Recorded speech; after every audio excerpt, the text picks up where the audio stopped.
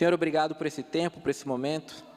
Senhor, que esse momento de palavra, tanto aqui quanto para as crianças, seja precioso, Senhor. Precioso porque é o momento que Tu fala no nosso coração. Tu já tem falado através dos louvores também, Pai, mas de modo agora também eu te clamo, Pai, que através do Teu Santo Espírito Tu fale, Tu toque nossa mente e coração, para que cada vez mais a gente seja parecidos contigo, Senhor. Cuide desses pequenos, de toda a equipe também e da gente aqui nesse momento de culto. É isso que eu oro e te agradeço em nome de Jesus. Amém. Vamos lá, criancinhas. Com o tio Carlos. Pessoal, semana passada a gente falou sobre a resposta que Jesus deu para a pergunta quem é o maior no reino. E a resposta que ele deu foi aquele que serve. Hoje a gente vai chegar mais perto desse servo. Chegar mais perto de tentar entender então quem é esse servo. Tá bom? Poderia dizer que é uma continuação de semana passada, mas também funciona de forma isolada. Se tu por um acaso não veio semana passada, fique tranquilo também, tá? No final da década de 60, existiu um movimento que marcou a história da humanidade, que foi o movimento hippie. Quem aqui lembra desse movimento hippie ou viveu esse movimento? Eu sei por documentários e ler a história, né? Mas alguém aqui viveu isso assim? Vai, Fabiano, não fica tímido não. Não? De manhã, quando eu perguntei, alguém viveu o cara? Um pessoal que... E tudo rindo, né? Não entendi direito assim, né? Tudo se entregando de alguma forma. Mas o movimento hippie ele foi muito forte na história da humanidade, no final da década de 60, início da década de 70. E na Califórnia, nos Estados Unidos, bem em meio a esse movimento, aconteceu um outro movimento, um movimento chamado Movimento de Jesus. O que foi isso? Foi um movimento de evangelismo, de avivamento na Califórnia, onde muitos desses hippies começaram a entregar a vida para Cristo. Dentre eles tinham pregadores, pessoas que eram hippies, se converteram e começaram a pregar para o meio, e um pouco da filosofia hippie, quando ele olhava para o evangelho, falava, é isso que a gente está querendo. E eles começaram a entregar a vida para Cristo, e esse movimento foi crescendo muito, principalmente entre os jovens. Esse movimento foi entrando nas faculdades, e aí eles começaram a pregar, eles tinham formas mais alternativas de pregar, porque as igrejas tradicionais não abriam os seus templos, os seus espaços para esses hippies. Afinal de contas, né, eles eram chamados de os loucos de Jesus. Não, esses loucos de Jesus não. Aí esse pessoal começou a pregar onde? Em lugares alternativos. Começava a pregar nas faculdades, nos grupos caseiros, começava a pregar nas quadras, começava a pregar nas praças. E o que fez isso? Fez o movimento ficar ainda maior, ainda maior. Mais pessoas começaram a entregar a vida para Cristo. Começaram a ter encontros com 30, 40 mil pessoas. Começaram a ter encontros nas praias, para as pessoas serem batizadas nas praias. 300, 500 pessoas podiam sendo batizadas. E o Espírito Santo agindo.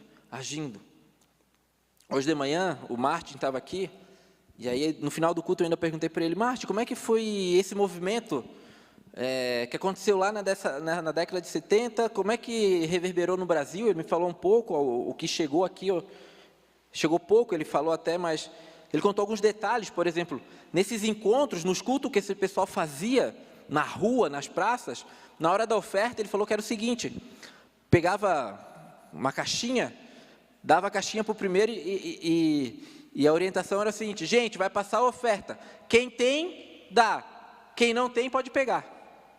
E assim que era. E o pessoal, uns davam, outros pegavam e no final sempre sobrava.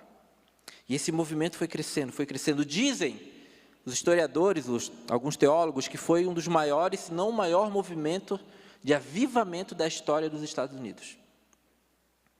E em meio a isso, as igrejas com resistência. Em 2023 foi lançado um filme chamado Jesus Revolution. Tu encontra ele na Prime ou na Max. Não é propaganda, não estou ganhando nada com isso, nenhuma assinatura free, mas vale a pena ver esse filme. Jesus Revolution. tira lá 1h30, 2 horas, tem na Prime, tem na Max, e retrata todo esse movimento que aconteceu na Califórnia, e retrata a história de um pastor, em específico, um pastor bem tradicional, de uma igreja tradicional, se eu não me engano, batista. Só que a filha dele começou a ter contato com esses hippies. E através dela, ele, enquanto pastor, começou a ter contato com esses hippies. E o que esse pastor resolveu fazer? Abrir a igreja. Falou, quer saber? Podem vir no culto da minha igreja. Pensa como é que foi o primeiro culto na igreja. Do lado direito, os hippies. Os cabelão, aquelas faixas, colete, sentado no chão, uns nos bancos. E do outro lado, a comunidade. Tudo de terno, gravata, olhando sério. Acaba o culto. No filme vai retratar isso. Vêm alguns membros, entram no escritório do pastor e falam, isso é inadmissível. Como assim receber esse pessoal na nossa igreja? Uns deles dá para ver que nem tomam banho. Outros usam umas roupas tudo diferente, uns cabelos longos. E eis que um daqueles membros olha para o pastor e fala assim, e a maioria nem usa chinelo. E vem com o pé todo sujo, e eles estão manchando o carpê novo da nossa igreja. Aí o pastor olha para ele, é verdade. Nós temos que salvar o carpê da igreja. É isso que a gente vai fazer. Aí o cara, aquele membro saiu, é isso aí. O pastor entendeu o meu recado. Corta a cena, eles chegam na outra semana no culto, está uma fila gigantesca para chegar no culto. E esses membros vão andando, vão olhando, e aí quando eles chegam na porta da igreja, eles entendem o motivo dessa fila gigantesca. Está o pastor, sentado no chão, com uma bacia cheia de água, vários panos na perna, uma cadeira na frente. Todo hippie que andava descalço, ele mandava sentar, ele lavava o pé, um por um. Deus te abençoe, pode entrar, tem um bom culto. Lavava os pés, Deus te abençoe, pode entrar, um bom culto. A verdade é que o que esse filme retrata, essa cena retrata, é que a resposta que esse pastor encontrou para esses problemas foi aquilo que a gente já falou bastante semana passada. Foi o servir. O servir é a resposta revolucionária. O servir é a resposta revolucionária que Cristo nos ensina. Isso não foi uma ideia mirabolante desse pastor. Olhando para Cristo, então como é que a gente resolve esse problema? Servindo. Compartilho com vocês uma palavra agora, Mateus 20, vai ser projetado aqui na frente também. Mateus 20, a gente vai ler do 25 ao 28 e fala o seguinte, também a gente vai ler na NVI. Jesus os chamou e disse, vocês sabem que os governantes das nações as dominam e as pessoas importantes exercem poder sobre elas. Não será assim entre vocês. Ao contrário, quem quiser tornar-se importante entre vocês deverá ser servo. E quem quiser ser o primeiro deverá ser escravo, como filho do homem que não veio para ser servido, mas para servir e dar a sua vida em resgate por muitos. Não será assim entre vocês. Quando a gente vai fazer uma pregação, tem pelo menos 2 características de pregação. Uma pregação a gente chama de expositiva, quando a gente pega um único texto e fica em cima do texto. Outro tipo de pregação também, outra característica, a gente chama de pregação temática, quando a gente pega um tema e usa vários textos para falar desse tema. Hoje essa pregação será uma pregação temática. A gente vai falar sobre esse Jesus que é servo. Então a gente vai andar e vou apontar vários textos bíblicos. A gente vai caminhando para olhar esse Jesus que é servo por vários ângulos. Mas essa pergunta aqui me intriga. Essa colocação. Não será assim entre vocês. Como é que vai ser então entre a gente? Se não é para ser como a gente costuma ver aí fora, como é que vai ser? A resposta está no próprio Cristo. É o próprio Cristo que nos mostra o que é ser servo. É o próprio Cristo que nos aponta o que Ele quer e como Ele quer que a gente viva. E o primeiro texto que eu convido vocês para abrir, para a gente ler, para a gente começar a entender um pouco dessas características, está em Lucas. Lucas 5, a gente vai ler do 1 até o 11. Lucas Isso, Lucas 5, do 1 ao 11. A gente vai ler também na NVI. É um texto bem conhecido, que fala o seguinte. Certo dia, tá lá, Jana. Certo dia, Jesus, perto do lago de Genezaré, e uma multidão o comprimia de todos os lados para ouvir a palavra de Deus.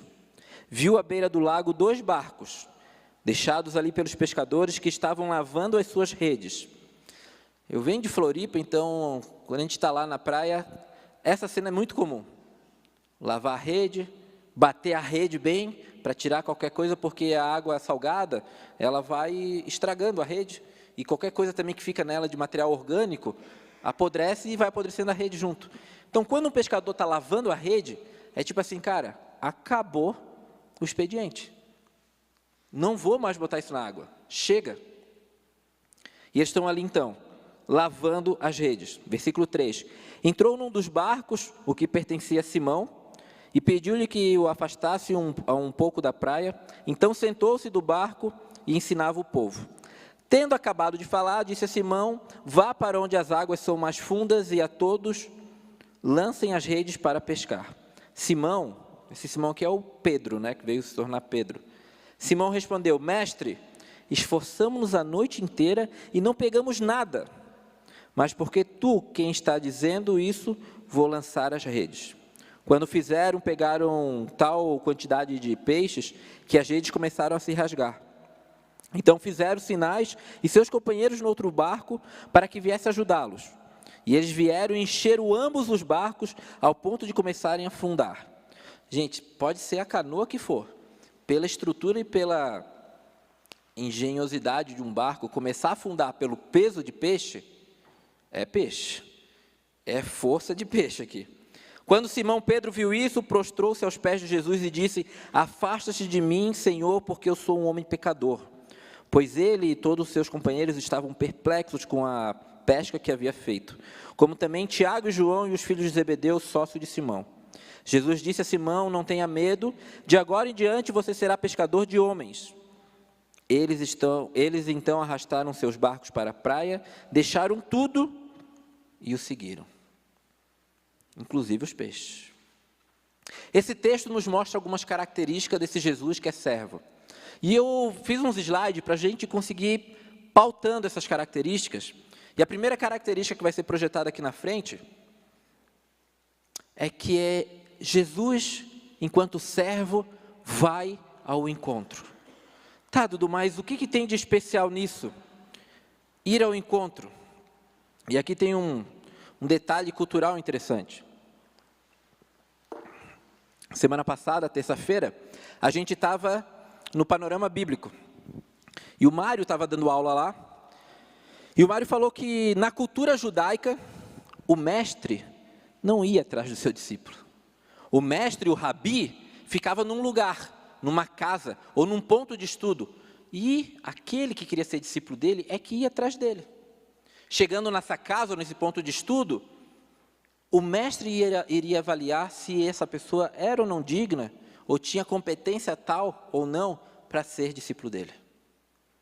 Jesus quebra esse padrão. Jesus é quem vai ao encontro. Jesus, o servo, é que vai ao encontro. Ele não está preocupado se o pessoal vai falar, esse mestre aí é furado, ó, tem que ficar caçando seguidor por aí. Ele não está preocupado se o pessoal vai achar ele um mestre fraco, ou um mestre que se humilha por ir atrás. Mas eis aqui uma das características que Jesus nos ensina, enquanto servo. Servo vai ao encontro. Cristo foi e vem ao meu e ao teu encontro. Graças a Deus por isso. Ele é o Deus que vai ao encontro. E assim nos ensina. Sejam servos que vão ao encontro. E se tu olhar toda vez que ele vai chamar um discípulo, foi nessas características. Ele vai e fala, vem, segue-me. Uma das características. A segunda característica que esse texto me ensina também, vai ser trocada aqui na frente, servo não explora. Como assim servo não explora?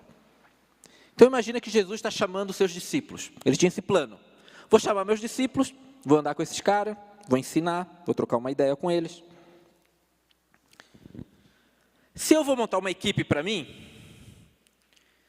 Dudu, eu iria montar uma equipe e ia ver a capacidade de cada um e a competência de cada um. E os meus interesses enquanto equipe. Como eu falei aqui no início do culto, se eu quisesse nessa equipe que tivesse uma boa comida, eu ia convidar o Alexandre. Falei, pô, Alexandre, faz parte da minha comida, sabe cozinhar.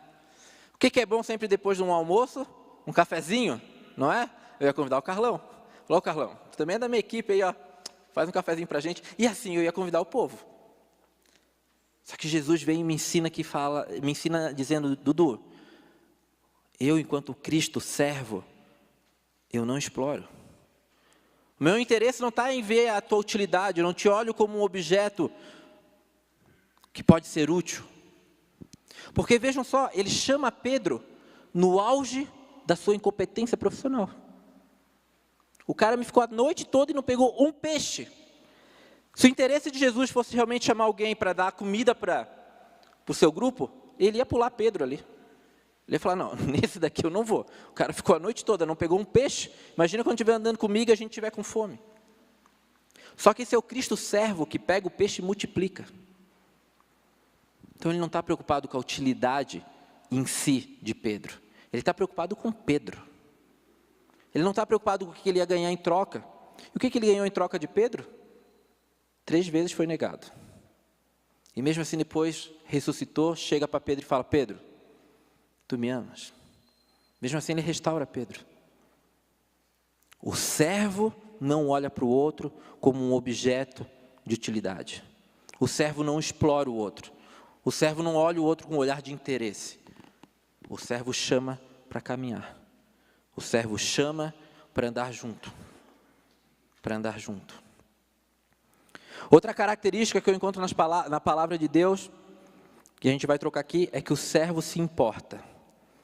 A gente não vai ler, mas se a gente for para os capítulos 14, 15, 16 de Lucas, tem muitas parábolas ali. São as parábolas de Jesus. Parábola, gente, não eram histórias reais, mas Jesus também não estava mentindo. Parábolas são histórias criadas com exemplos reais, exemplos do cotidiano, exemplos do senso comum. Então Jesus pegava aquilo que era senso comum, criava uma história para o povo entender. Então hoje em dia, se a gente fosse criar uma parábola, teria que pegar algo que é senso comum. Eu poderia falar para vocês, a vida é igual o clima de Curitiba. Um dia é quente, um dia é frio, um dia chove, porque a vida é assim. E vocês iriam entender, não iriam? Todo mundo aqui, mora aqui em Curitiba, a grande maioria, e entende que há 2 dias atrás estava batendo 30 graus, e hoje está batendo 10 e está chovendo, e ainda bem. Então Jesus contava suas parábolas. E no capítulo 15 de Lucas, para tu não esquecer o que é o capítulo 15 de Lucas, guarda na tua memória que o capítulo 15 de Lucas é o departamento de achados e perdidos da Bíblia. Pode chamar assim. Hoje de manhã o Martin, que estava aqui também, ele dá aula sobre parábolas, e ele me autorizou, ele falou, pode falar que assim não é heresia. Porque é no capítulo 15 de Lucas que nós temos o quê? As parábolas dos perdidos, a ovelha perdida, a moeda perdida, os 2 filhos perdidos. Tão conhecido como a parábola do filho pródigo. Mas olha o que esse capítulo 15 nos ensina, que Jesus contando essa parábola nos ensina. A ovelha está perdida fora. Ele deixa as 99 e vai atrás da ovelha perdida. O servo se importa com os de fora. O servo se importa com aquela uma que está lá fora perdida, deixando as 99. No segundo exemplo que ele vai contar, que é da moeda perdida, é a história de uma mulher que perdeu uma moeda dentro da própria casa. E ela liga o lampião e ela procura e ela procura. Jesus aqui também está nos ensinando, o servo se preocupa com aquele que está perdido dentro de casa. O fato de você estar dentro não quer dizer exatamente que você já se achou, ou já achou esse Cristo. O servo se preocupa com aquele que está dentro também. E quando ele conta para nós a parábola do filho pródigo, ele está de algum modo juntando essas outras 2 parábolas. Tem o filho mais velho, que é a moeda, que é o que está dentro de casa, que está tão perdido quanto o que está fora, porque quando o pai encontra o filho que estava fora, ele fica brabo, o coração dele não se alegra com o coração do pai. E tem o filho mais novo, que voa, vai para fora, que seria essa ovelha. Por isso que eu prefiro até chamar, em vez de a parábola do filho pródigo, a parábola dos 2 filhos perdidos. Mas Jesus, enquanto servo, nos ensina através dessas parábolas. O servo se importa, porque eu me importei com vocês. Não sei se tu já se deu conta disso, mas se fosse olhar pela tradição judaica, Jesus foi um judeu, né? Eu e você seríamos os de fora.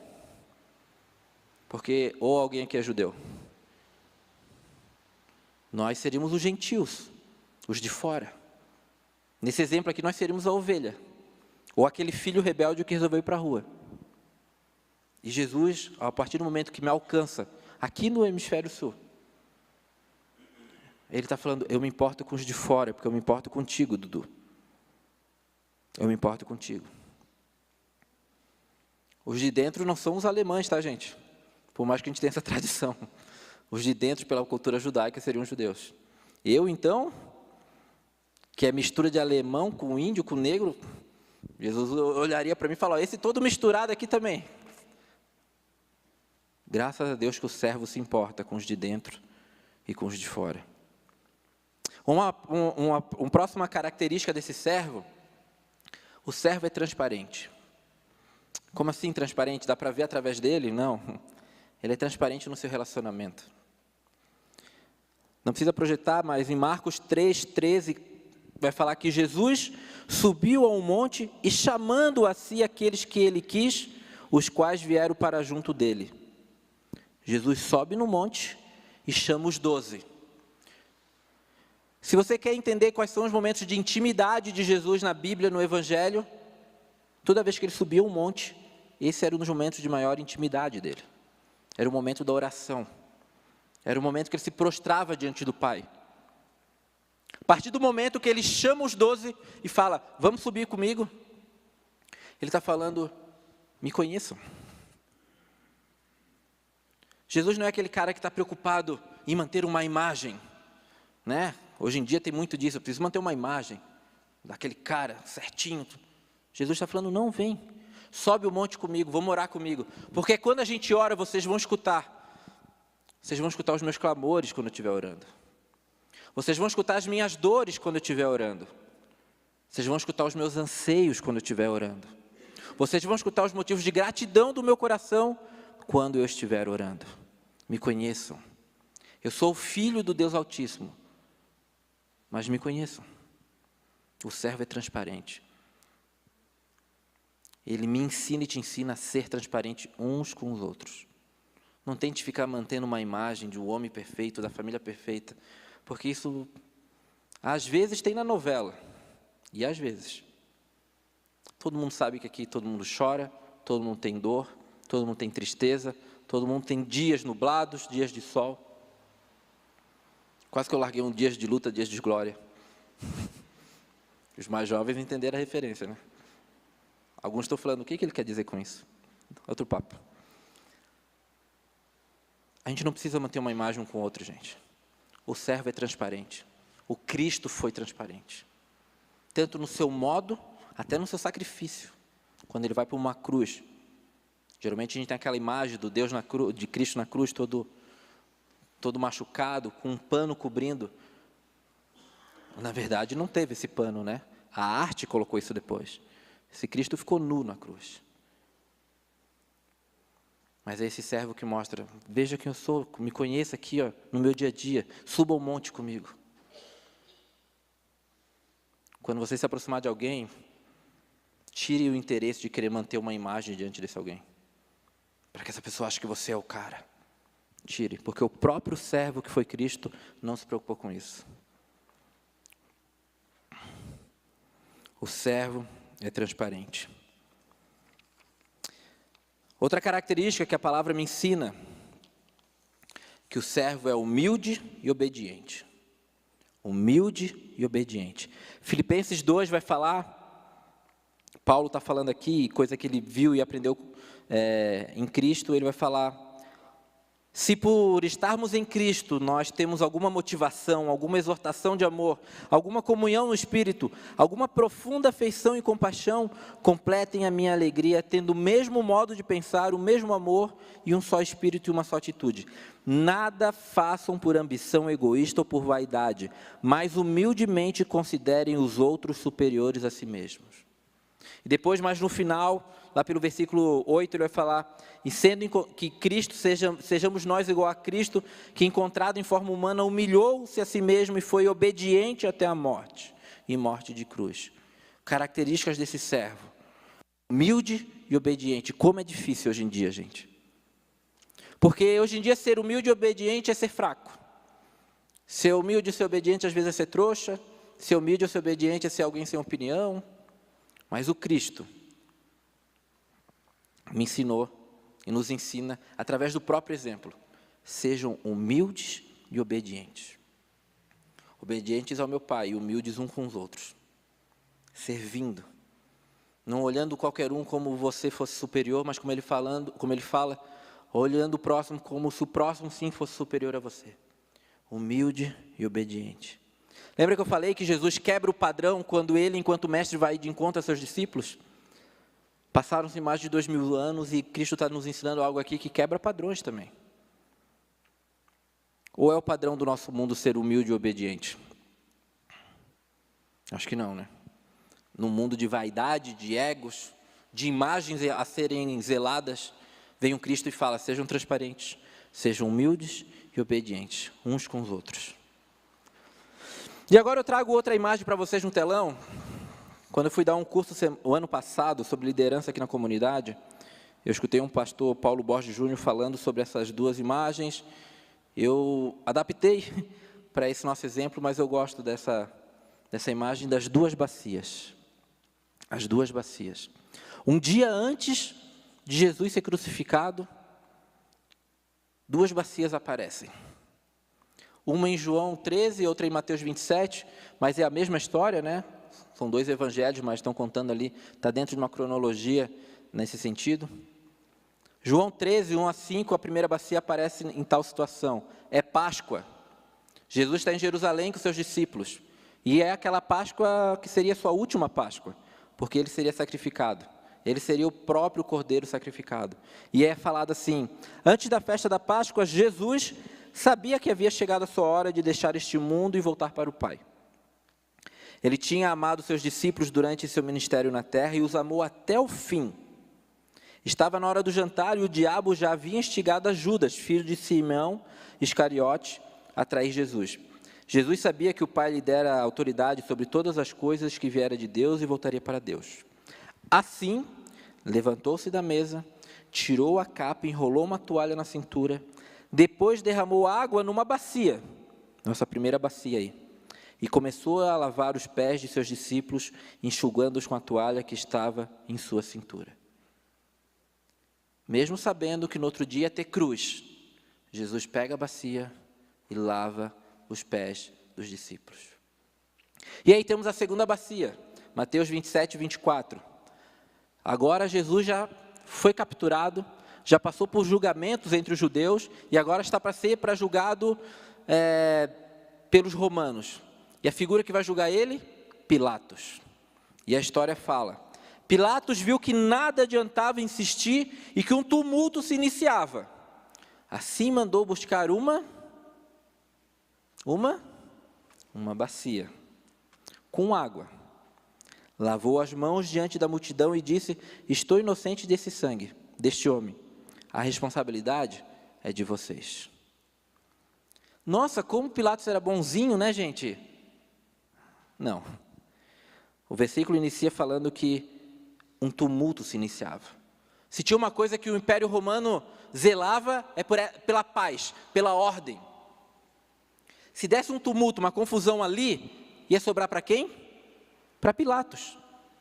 O imperador, o maior, que estava acima dele, César ia chegar e falar, que bagunça é essa daí? Que desordem é essa daí?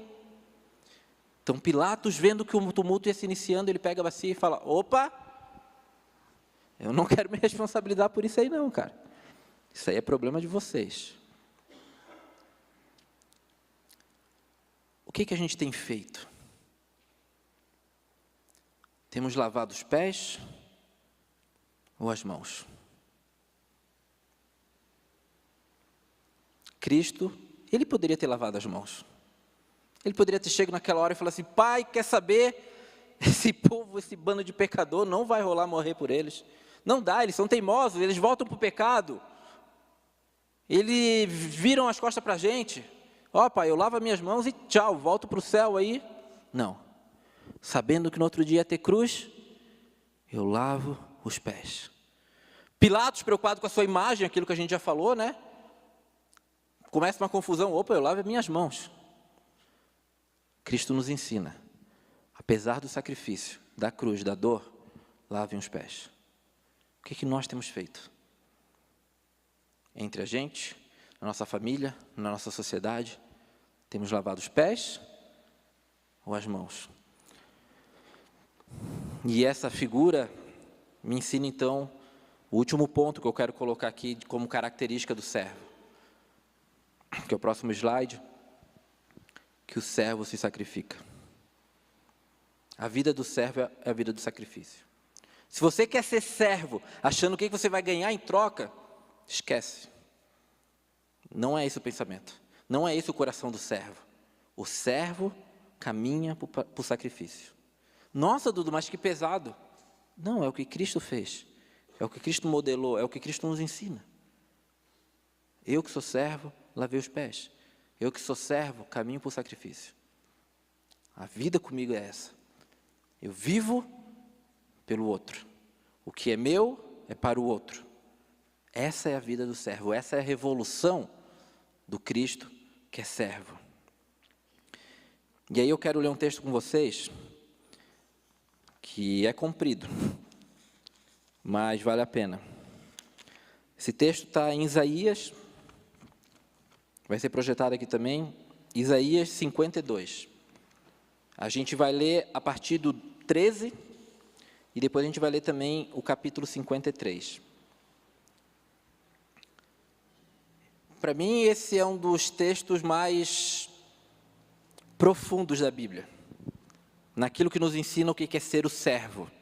Algumas Bíblias vão trazer o título dessa passagem como o servo sofredor. Olhem que interessante. Esse texto aqui foi escrito cerca de 600 anos antes de Cristo. E aqui, através de uma profecia, Isaías está relatando o que seria, o que esse Cristo iria passar, o servo sofredor. Para quem gosta de poesia, de texto, de literatura, é um texto que te leva para um profundo. Ele é forte, ele é poderoso. Então acompanhem comigo. Esse texto para mim é o texto que representa o que é esse servo sofredor. Isaías 52, 13.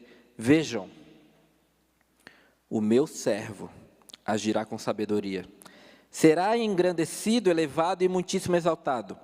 Assim como houve muitos que ficaram pasmados diante dele, sua aparência estava tão desfigurada que ele se tornou irreconhecível como um homem. Não parecia um ser humano. De igual modo, ele aspergirá muitas nações e reis. Calarão a boca por causa dele. Pois aquilo que não lhes foi dito verão, e o que não foi e o que não ouviram compreenderão. 53. Quem creu em nossa mensagem? E a quem foi revelado o braço do Senhor? Ele cresceu diante dele como um broto tenro e como uma raiz saída de uma terra seca. Ele não tinha qualquer beleza ou majestade que nos atraísse. Nada havia em sua aparência para que o desejássemos.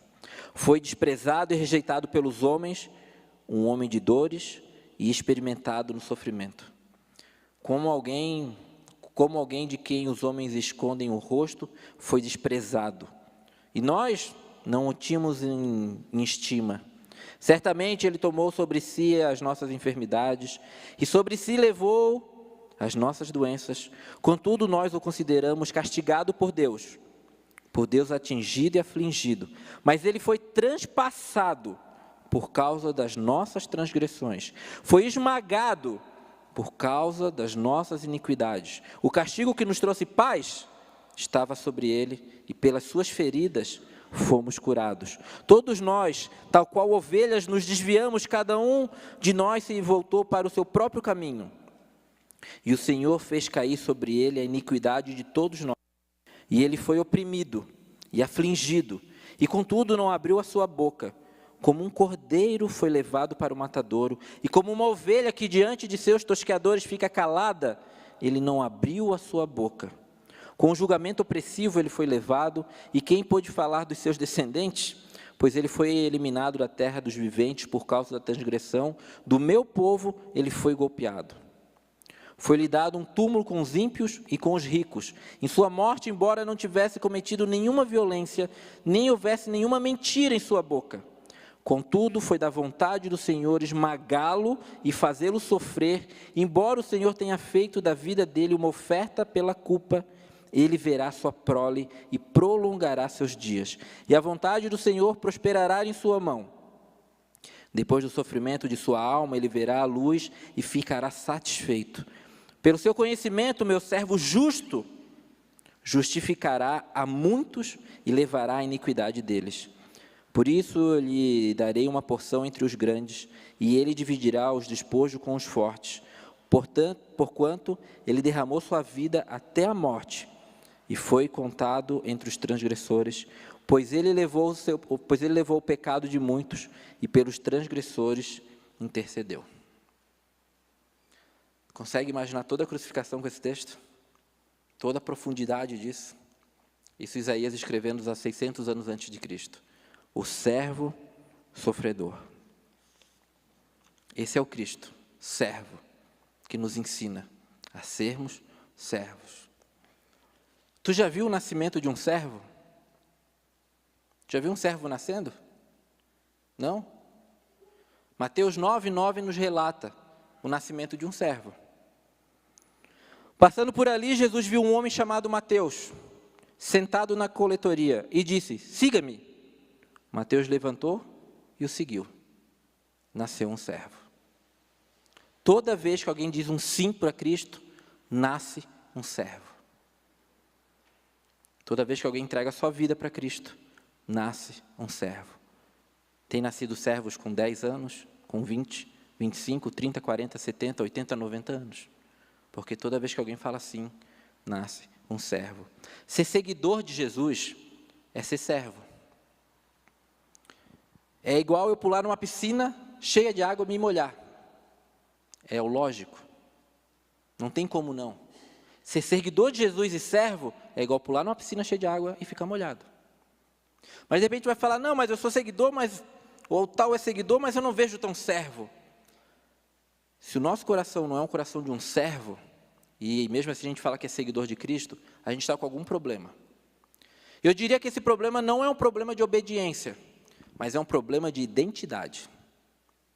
É um problema de identidade. Porque quando eu falo sim para Cristo, Cristo se faz em mim. Não sou eu mais que vivo, mas Cristo vive em mim. Eu sou nova criatura. Então, se é Cristo que vive em mim agora, e eu não tenho um coração servo, eu tenho que trabalhar a minha identidade em Cristo. Tem coisas a ser trabalhada. Coisas a serem trabalhadas. Mas como que eu trabalho isso, então? Qual que é o caminho? É muito simples. João, lembra o João? Estava lá puxando as redes com Pedro. Ele é preso, exilado numa ilha, e lá ele tem a revelação do livro de Apocalipse. E lá ele escreve uma carta para uma igreja para a igreja da região de Éfeso. E aqui ele nos ensina também como que um servo é moldado. E ele vai falar em Apocalipse 2, 5, lembre-se de onde caiu, arrependa-se e pratique as obras que praticava no princípio. Nada mais. É por isso que a gente faz no momento de louvor, no momento de confissão. Não é para ficar bonito, não é porque tem que ter, é porque não existe caminhada sem o arrependimento. Não existe a vida do servo sem o arrependimento. Porque é no arrependimento que o servo é moldado e é lapidado. É no arrependimento que Cristo, dia após dia, nos ensina a ser servos. Dia após dia nos ensina, Dudu, isso aqui tu tem que melhorar. Dudu, isso aqui tu tem que servir mais. Nisso daqui tu tem que servir mais, né? Com essa pessoa. A palavra fala que toda manhã a misericórdia do Senhor se renova. Ninguém acumula misericórdia. Se toda manhã renova, é porque todo dia eu gasto. Por isso, todo dia eu sou chamado ao arrependimento, a ser parecido com Ele. E lembrando, arrependimento não tem a ver com eu olhar para trás e ficar remoendo um passado. Arrependimento tem a ver com uma postura a partir daqui para frente. É a metanoia, é a mudança, é a transformação. E Cristo te convida para isso. Para que Ele possa lapidar o teu coração e fazer o teu coração um coração servo. Fazer o teu coração um coração onde, enquanto servo, você vai ao encontro. Você não explora, você se importa, você é transparente, você é humilde e obediente e você se sacrifica. Uma vida de sacrifício em prol do reino. Esse é o coração do servo. E se um dia eu encontrei a Cristo, foi porque esse Cristo foi assim, e é assim, servo. E hoje Ele quer me usar e te usar enquanto servos, para que outras pessoas conheçam o seu nome. Para a honra e glória do santo nome dEle. Amém? Vamos orar. Senhor, nos ensine, Pai.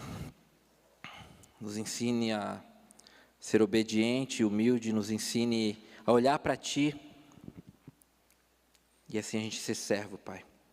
Olhar para Ti e servir, Senhor. Onde a gente botar a mão, onde os nossos pés andarem, Senhor.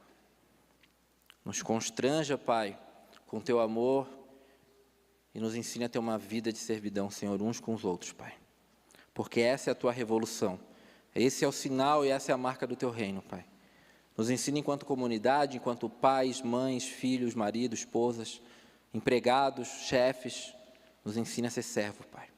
Olhando para Ti e aprendendo contigo, Senhor. Em nome de Jesus, Pai. Amém.